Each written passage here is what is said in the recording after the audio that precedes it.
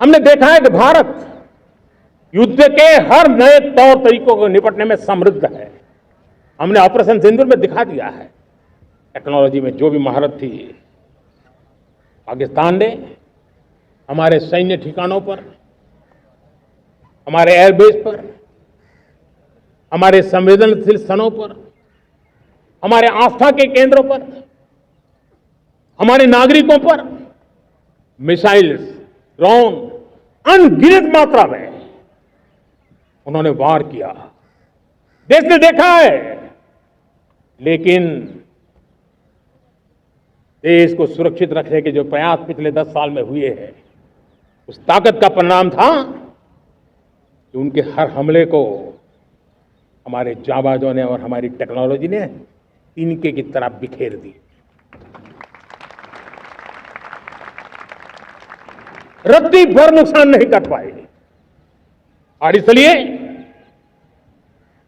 जब युद्ध के मैदान में टेक्नोलॉजी का विस्तार हो रहा है, टेक्नोलॉजी हावी हो रही है, तब राष्ट्र की रक्षा के लिए, देश के नागरिकों की सुरक्षा के लिए हमें भी, हमने जो आज महारत पाई है वो महारत का और विस्तार करने की जरूरत है। हमने आज जो महारत पाई है उसको लगातार अपग्रेडेड करते रहने की आवश्यकता है। और इसलिए साथियों, मैंने एक संकल्प लिया है, मुझे आपके आशीर्वाद चाहिए, कोटि कोटि देशवासियों के आशीर्वाद चाहिए, क्योंकि समृद्धि कितनी ही क्यों न हो, अगर सुरक्षा के प्रति उदासीनता बरतते हैं तो समृद्धि भी किसी काम की नहीं रहती। और इसलिए सुरक्षा का महत्व बहुत बड़ा है। और इसलिए मैं आज लाल किले की प्राचीर से कह रहा हूं, आने वाले 10 साल में 2035 तक राष्ट्र के सभी महत्वपूर्ण स्थलों, जिनमें सामरिक के साथ साथ सिविलियन क्षेत्र भी शामिल है, जैसे अस्पताल हो, रेलवे हो, जो भी आस्था के केंद्र हो, उन्हें टेक्नोलॉजी के नए प्लेटफॉर्म द्वारा पूरी तरह सुरक्षा का कवच दिया जाएगा। ये सुरक्षा का कवच लगातार विस्तार होता जाए, देश का हर नागरिक सुरक्षित महसूस करे, किसी भी प्रकार की टेक्नोलॉजी हम पर वार करने आ जाए, हमारी टेक्नोलॉजी उससे बेहतर सिद्ध हो। और इसलिए आने वाले 10 साल 2035 तक मैं ये राष्ट्रीय सुरक्षा कवच का विस्तार करना चाहता हूं, मजबूती देना चाहता हूं, आधुनिक बनाना चाहता हूं। और इसलिए भगवान श्री कृष्ण से प्रेरणा पाकर के हमने श्री कृष्ण का जो सुदर्शन चक्र था, उस सुदर्शन चक्र की राह को चुना है। आप में से बहुत लोगों को याद होगा, जब महाभारत की लड़ाई चल रही थी, श्री कृष्ण ने अपने सुदर्शन चक्र से सूर्य के प्रकाश को रोक दिया था और दिन में ही अंधेरा कर दिया था। सूर्य प्रकाश को सुदर्शन चक्र से रोक दिया था। और तब अर्जुन ने जो शपथ ली थी जयद्रथ का वध करने की, उस प्रतिज्ञा को अर्जुन पूर्ण कर पाए थे। वो सुदर्शन चक्र के पराक्रम और रणनीति का परिणाम था। अब देश सुदर्शन चक्र मिशन लॉन्च करेगा।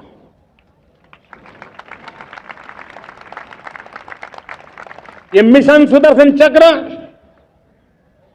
एक पावरफुल वेपन सिस्टम दुश्मन के हमले को न्यूट्रलाइज तो करेगा ही करेगा, लेकिन कई गुना ज्यादा दुश्मन पर हिट बैक करेगा।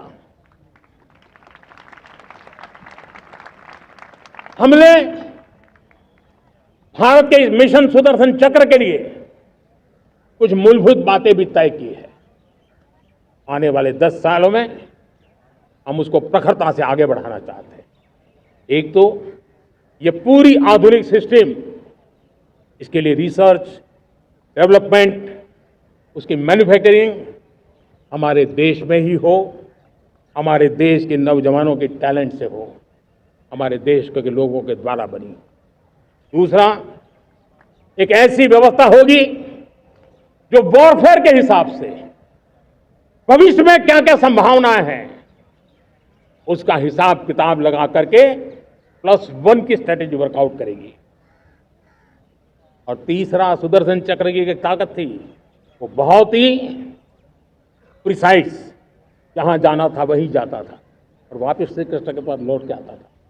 हम इस सुदर्शन चक्र के द्वारा भी टारगेटेड प्रिसाइज एक्शन के लिए भी व्यवस्था को विकसित करने की दिशा में आगे बढ़ेंगे। और इसलिए युद्ध के बदलते तौर तरीकों में राष्ट्र की सुरक्षा, नागरिकों की सुरक्षा के लिए मैं बड़े प्रतिबद्धता के साथ इस कार्य को आगे बढ़ाने के लिए वचन देता हूं। मेरे प्यारे देशवासियों, जब हम लोकतंत्र की बात करते हैं, स्वतंत्र भारत की बात करते हैं, तब हमारा संविधान हमारे लिए सर्वोत्तम दीप स्तंभ होता है, हमारा प्रेरणा का केंद्र होता है।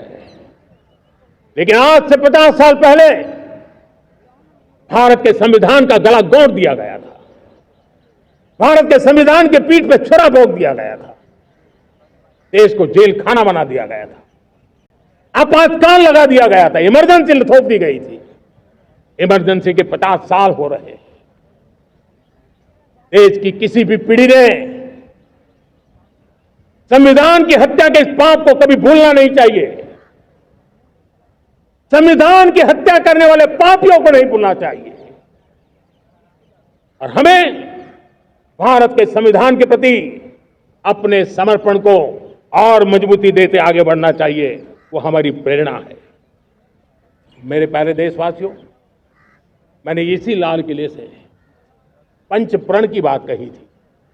मैं आज लाल किले से फिर से एक बार मेरे देशवासियों का पुनः स्मरण जरूर करना चाहता हूं। विकसित भारत बनाने के लिए न हम रुकेंगे, न हम झुकेंगे। हम परिश्रम की पराकाष्ठा करते रहेंगे और अपनी आंखों के सामने 2047 में विकसित भारत बना करके रहेंगे।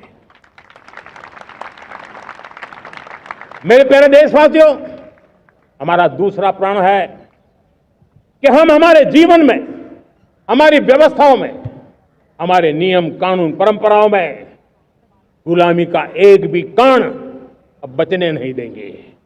हम हर प्रकार की गुलामी से मुक्ति पाकर के ही रहेंगे। मेरे प्यारे देशवासियों, हम अपनी विरासत पर गर्व करेंगे।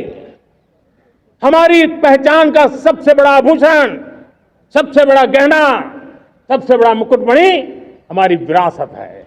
हम विरासत का गर्व करेंगे। मेरे प्यारे देशवासियों, इन सब के लिए एकता, ये मंत्र सबसे बड़ा शक्तिशाली मंत्र है।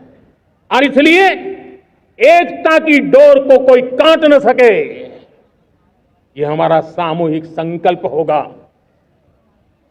मेरे प्यारे देशवासियों, मां भारती के प्रति कर्तव्य निभाना ये पूजा से कम नहीं है, तपस्या से कम नहीं है, आराधना से कम नहीं है। और उसी भाव से हम सब मातृभूमि के कल्याण के लिए परिश्रम की पराकाष्ठा करते हुए 2047 विकसित भारत के लक्ष्य को पार करने के लिए अपने आप को अपा देंगे, अपने आप को झोंक देंगे। जो भी सामर्थ्य है, कोई भी अवसर को छोड़ेंगे नहीं। इतना ही नहीं, नए अवसरों को निर्माण करेंगे और निर्मित करने के बाद हम 140 करोड़ देशवासियों के सामर्थ्य से आगे बढ़ते ही रहेंगे, बढ़ते ही रहेंगे, बढ़ते ही रहेंगे। मेरे प्यारे देशवासियों, हमें याद रखना है, 140 करोड़ देशवासियों को याद रखना है। परिश्रम में जो तपा है, परिश्रम में जो तपा है, उसने ही तो इतिहास रचा है। परिश्रम में जो तपा है, उसने ही तो इतिहास रचा है। जिसने फौलादी चट्टानों को तोड़ा है, जिसने फौलादी चट्टानों को तोड़ा है, उसने ही समय को मोड़ा है। जिसने फौलादी चट्टानों को तोड़ा है, उसने ही समय को मोड़ा है। और समय को मोड़ देने का भी, समय को मोड़ देने का भी यही समय है, सही समय है। मेरे प्यारे देशवासियों, एक बार फिर आप सबको